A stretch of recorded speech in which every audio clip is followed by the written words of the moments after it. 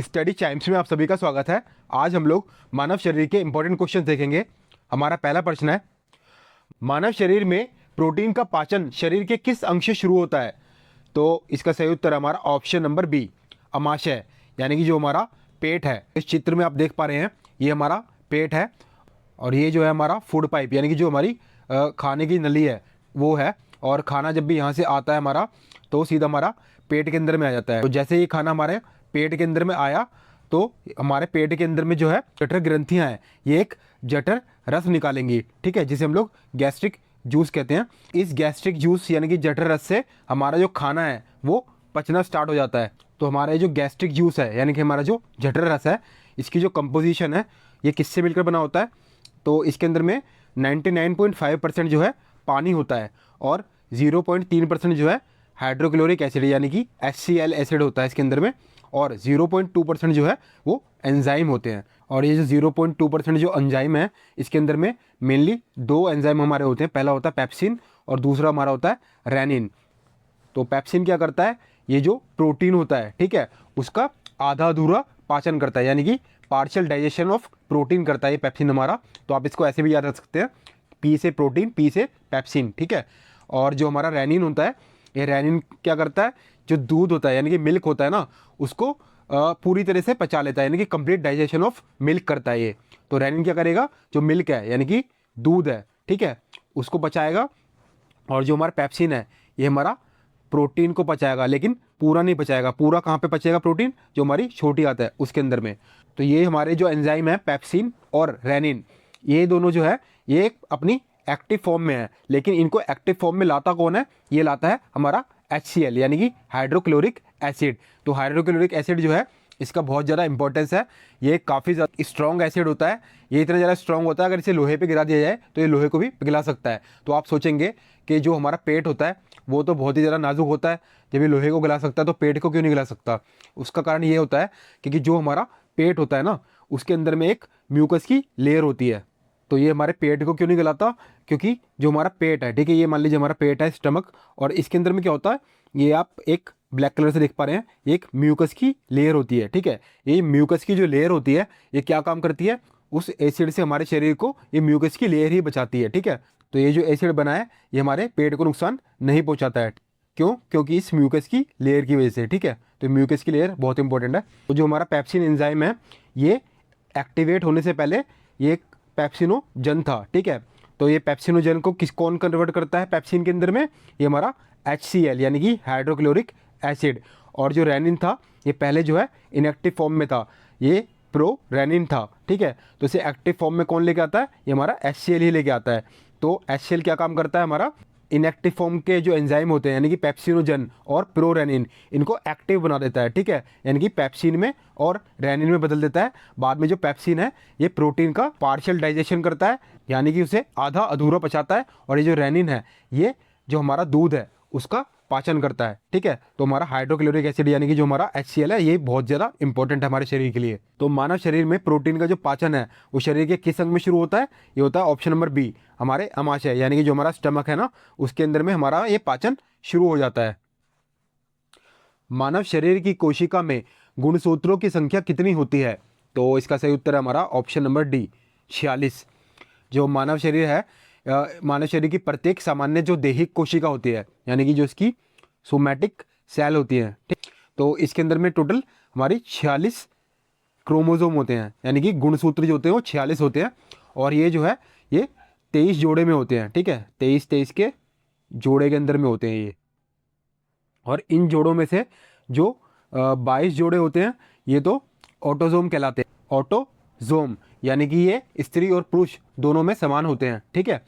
और जो हमारा एक बचा हुआ जोड़ा होता है वो हमारा सेक्स क्रोमोसोम होता है, यानी कि लिंग गुणसूत्र, जो कि लिंग का निर्धारण करता है, ठीक है। महिलाओं के अंदर में जो होता है ये XX होता है और पुरुषों के अंदर में ये होता है XY। और हम लोग अपने बाकी ऑप्शन में देखते हैं, ये हमारे जो 45 गुणसूत्र हैं, ये कब होते हैं? जब टर्नर सिंड्रोम हो जाता है, ठीक है। ये एक अनुवांशिक स्थिति होती है जिसके अंदर में 45 गुणसूत्र होते हैं। इसके अलावा जो 42 गुणसूत्र हैं, ये किसी मानव कोशिका में नहीं होते, बल्कि इसका जो उदाहरण है वो गेहूं का पौधा होता है। गेहूं का पौधा जो होता है उसके अंदर में गुणसूत्रों की संख्या 42 होती है। और जो 44 गुणसूत्र होते हैं ये केवल ऑटोसोम की संख्या है, ठीक है। इसके अंदर में लिंग जो गुणसूत्र है वो शामिल नहीं होते हैं।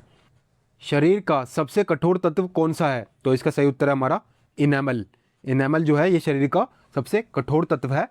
तो आप इस डायग्राम की मदद से देख पा रहे हैं, ये जो है हमारा दांत है। इस दांत का ये वाला जो पोर्शन आप ऊपर वाला देख पा रहे हैं इसे हम लोग क्राउन कहते हैं। ये बीच का पोर्शन है इसे हम लोग नेक कहते हैं, और जो नीचे का पोर्शन है इसे हम लोग रूट कहते हैं, ठीक है। और इसके जो अंदर का ये जो काला वाला भाग आप देख पा रहे हैं ये हमारा इनेमल है, ठीक है। और इसके अंदर में जो होता है पोर्शन वो होता है डेंटाइन। ये दांतों की सबसे भारी परत होती है जो मुख्य रूप से कि कैल्शियम फॉस्फेट के एक क्रिस्टलाइन फॉर्म हाइड्रोक्सीपेटाइट से बनी होती है। किससे बनी होती है? हाइड्रोक्सीपेटाइट से। ये इनेमल जो है ये शरीर का सबसे ज़्यादा कठोर तत्व है। इसके अंदर में लगभग 96% जो है ये खनिज होते हैं, ठीक है। ये 96% जो है खनिज से बना होता है, इसलिए आप समझ सकते हैं कितना ज़्यादा मजबूत होगा। और इनेमल के बाद जो हमारी हड्डी है यानी कि जो हमारी बोन है ये दूसरा सबसे ज़्यादा कठोर तत्व है, ठीक है। और बोन जो है हमारी ये कैल्शियम फॉस्फेट से बनी होती है और साथ के साथ कोलेजन भी होता है। किससे? कैल्शियम फॉस्फेट और कोलेजन, ठीक है, ये आपको याद रखना है। और इनेमल जो है ये दूसरा सबसे ज़्यादा कठोर तत्व है पूरी दुनिया के अंदर में। पहला जो है वो डायमंड है, इसके बाद में जो इनेमल है ये सबसे कठोर तत्व है। और अगर आपसे दांतों की स्टडी के बारे में पूछा जाए कि दांतों की जो स्टडी होती है उसे क्या कहते हैं हम लोग, तो उसे हम लोग कहते हैं ऑन्टोलॉजी, ठीक है। वेरी इंपॉर्टेंट है ये। तो हमारा अगला प्रश्न है, मानव का जो श्वसन तंत्र है, ठीक है, उसमें जो गैसों का एक्सचेंज है वो कहाँ पर होता है? तो इसका सही उत्तर हमारा ऑप्शन नंबर डी, वायु कृपिका यानी कि एल्वियोली के अंदर। तो ये हमारा जो है लंग है, ठीक है, हमारे फेफड़े। और ये आप देख पा रहे हैं ये जो हमारे फेफड़े से जो सांस की नली जा रही है ये लास्ट में यहाँ पर आके इसकी फेफड़े के अंदर में एक कुछ स्ट्रक्चर बन रहे हैं, ठीक है। तो ये जो स्ट्रक्चर है हमारे ये गुब्बारे के जैसी आकृतियाँ हैं, इसे हम लोग कृपिका यानी कि एल्वियोली कहते हैं। भी हम लोग सांस लेते हैं तो हवा क्या करती है? फेफड़ों के अंतिम छोर पर स्थित इन लाखों छोटे गुब्बारे जैसे संरचनाओं में पहुंचती है, ठीक है, यानी कि इन कृपिकाओं में पहुंचती है, ठीक है। तो ये जो कृपिकाओं की जो दीवारें हैं ये बहुत ज़्यादा पतली होती हैं और ये रक्त की जो कोशिकाएं हैं उनसे घिरी होती हैं, ठीक है।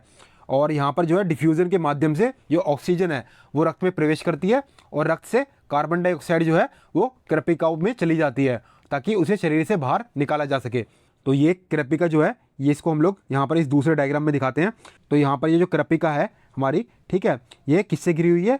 ये जो रक्त की कोशिकाएं हैं यानी कि जो कैपिलरीज हैं, ठीक है, उनसे ये घिरी हुई है। और यहाँ पर जो है खून हमारा आएगा, ठीक है, और जो उसके अंदर में कार्बन डाइऑक्साइड होगी वो इस कृपिका में चला जाएगा और जो इस कृपिका के अंदर जो फ्रेश ऑक्सीजन होगी वो इस ब्लड में आ जाएगी। कैसे? डिफ्यूज़न के माध्यम से, ठीक है। जो डिफ्यूज़न प्रोसेस है उसके माध्यम से कार्बन डाइऑक्साइड जो है वो कृपिका में चली गई और ऑक्सीजन जो है ये इन खून की वेसल्स में आ गई। तो इस प्रकार जो है गैसों का आदान और प्रदान हो गया। तो इस क्वेश्चन का हमारा सही उत्तर क्या था? कृपिका यानी कि एल्वियोली। हमारा अगला प्रश्न है,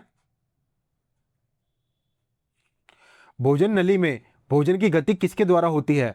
तो इसका सही उत्तर है हमारा ऑप्शन नंबर बी, क्रमानुकुचन यानी कि पेरिस्टालिसिस। तो ये हमारा फूड पाइप है यानी कि जो हमारा खाने की नली है, ठीक है, इसे हम लोग एसोफेगस के नाम से जानते हैं।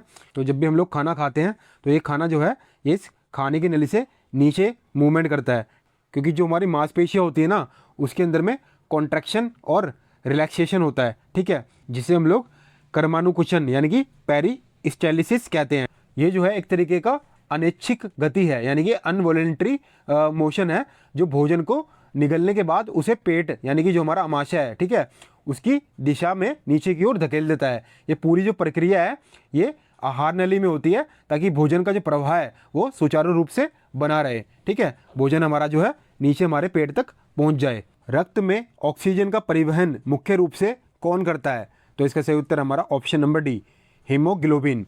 ये जो हीमोग्लोबिन है ये हमारा जो आरबीसी है, ठीक है, यानी कि हमारी जो लाल रक्त कोशिकाएं हैं उसके अंदर में पाए जाने वाला एक प्रोटीन होता है। ये हमारे शरीर के अंदर में 97% से लेकर जो 98% ऑक्सीजन का परिवहन होता है ना, ऑक्सीजन को जो ट्रांसपोर्ट करता है हमारे पूरे शरीर के अंदर में वो ये हीमोग्लोबिन ही करता है। जैसे हम लोग सांस लेते हैं तो जो हमारे फेफड़े होते हैं, ठीक है, उसके अंदर में जो ऑक्सीजन होता है वो इसी हीमोग्लोबिन के साथ में जुड़कर जो ऑक्सी हीमोग्लोबिन है वो बनाता है, जो हमारे रक्त के माध्यम से शरीर के विभिन्न ऊतकों और अंगों तक पहुंच जाती है। ठीक है, और ये जो हमारा हीमोग्लोबिन है इसके अंदर में हमारा लोहा होता है। ठीक है, क्या होता है इसके अंदर में? जो आयरन है यानी कि लोहा। ठीक है, जो ऑक्सीजन के जो अणु होते हैं उनको अपने साथ बांधने की क्षमता रखता है। हम लोग बाकी ऑप्शन भी देखते हैं। ये जो प्लाज्मा होता है ये रक्त का तरल भाग होता है, इसमें केवल 2 से जो 3% है, ठीक है, वो घुली हुई ऑक्सीजन होती है, और इसका जो मुख्य कार्य है वो पोषक तत्वों और अपशिष्टों का परिवहन करना है। ठीक है, इसके अलावा जो हमारी सफ़ेद रक्त कोशिकाएं होती हैं ये इनका जो मुख्य कार्य होता है वो शरीर की जो इम्यून सिस्टम है यानी कि जो प्रतिरक्षा प्रणाली है उसको मजबूत करती है, और इसके साथ साथ ये संक्रमण से भी लड़ती है। ठीक है, बाकी जो हमारी प्लेटलेट्स हैं ये क्या करती हैं? इनका जो मुख्य कार्य है ये चोट लगने पर रक्त का जो थक्का है यानी कि ब्लड की जो क्लोटिंग है वो बनाती है। ठीक है, जिसकी वजह से हमारा जो खून है वो ज़्यादा नहीं बहता। अस्थियों एवं पेशियों को आपस में कौन जोड़ता है? तो इसका सही उत्तर है हमारा ऑप्शन नंबर बी, टेंडन। तो ये हमारी जो है हड्डी है और ये हमारी जो है मांसपेशी है शरीर की। ठीक है, तो ये जो हमारा पोर्शन है ये टेंडन है, ये हमारी हड्डी और जो पेशी है इसको आपस में जोड़ता है। टेंडन जो है ये एक हमारा कनेक्टिव टिश्यू है। ठीक है, जो मांसपेशियों को हड्डी से जोड़ता है और शरीर की गति व समर्थन में सहायता करता है। ठीक है, और हमारा जो टेंडन है ये किससे बना होता है? ये जो है कोलेजन से बना होता है। ठीक है, मेनली कोलेजन से बना होता है हमारा टेंडन। इसके अलावा हमारा जो लीगामेंट है, ठीक है, ये लीगामेंट क्या करता है? ये हड्डी को हड्डी से जोड़ता है। ठीक है, जो 2 हड्डी आपस में जुड़ी होती हैं ये लीगामेंट से ही जुड़ी होती हैं। अस्थि में कौन सा लवण सर्वाधिक मात्रा में होता है? तो इसका सही उत्तर है हमारा option number C, calcium phosphate. जो हमारी हड्डियाँ होती हैं इनके अंदर में सबसे अधिक मात्रा में जो पाया जाने वाला लवण होता है वो हमारा कैल्शियम फॉस्फेट होता है। तो मानव के शरीर में जितना भी कैल्शियम मौजूद होता है उस कैल्शियम का 99% जो भाग होता है वो हमारे दांतों और हड्डियों में रहता है। ये मुख्य रूप से हाइड्रोक्सीपेटाइड के रूप में रहता है, जो कि कैल्शियम और फॉस्फेट है ना इनका क्रिस्टलाइन फॉर्म होता है। ठीक है, यानी कि क्रिस्टलाइन मिश्रण होता है ये हाइड्रोक्सीपेटाइड। ठीक है, ये हड्डियों को मजबूती और कठोरता प्रदान करता है। मानव रुधिर का पीएच कितना होता है? तो मानव का जो रक्त होता है उसका पीएच हमारा ऑप्शन नंबर बी 7.4 होता है। ये जो है हल्का सा एल्कलाइन होता है। ठीक है, कैसा होता है? हल्का सा एल्कलाइन, यानी कि ये क्षारीय होता है। तो जब भी कोई स्वस्थ आदमी होता है उसका जो पीएच होता है वो 7.35 से लेकर 7.45 के बीच में होता है। ठीक है, किसी स्वस्थ मनुष्य का पीएच जो होता है, और जो पीएच अगर 6.9 से नीचे चला जाता है तरीके की गंभीर स्थिति बन जाती है जो कि कोमा का कारण भी बन सकता है। ठीक है, मनुष्य जो है कोमा में जा सकता है।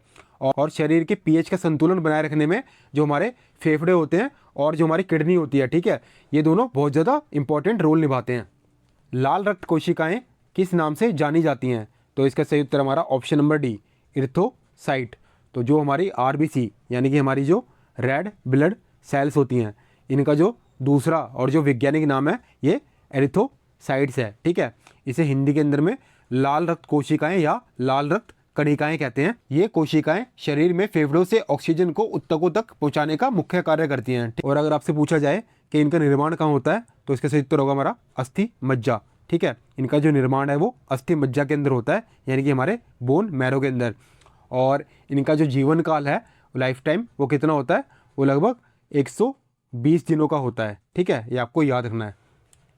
तो आज हमने मानव शरीर के कुछ इंपॉर्टेंट क्वेश्चन देखे। मैं आशा करता हूँ कि आपको ये क्वेश्चन काफ़ी अच्छे लगे होंगे। धन्यवाद।